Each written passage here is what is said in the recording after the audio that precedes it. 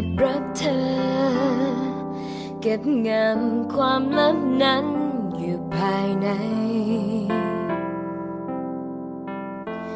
ก็ไม่เคยเปิดเผยไปด้วยกลัวจะเสียใจจะเสียเธอ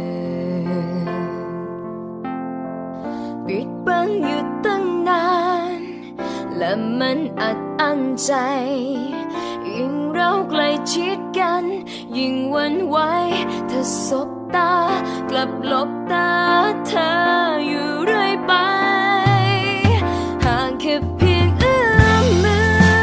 แต่มันคือแสนไกลยิ่งเธอเป็นเหมือนเพื่อนสนิทยิ่งไม่มีสิทธิ์จะบอกไป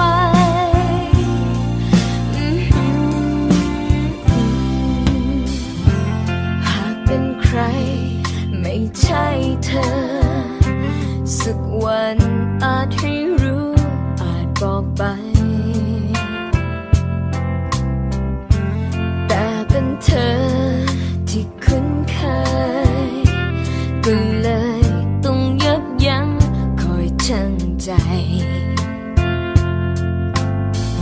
ปิดบังอยู่ตั้งนาน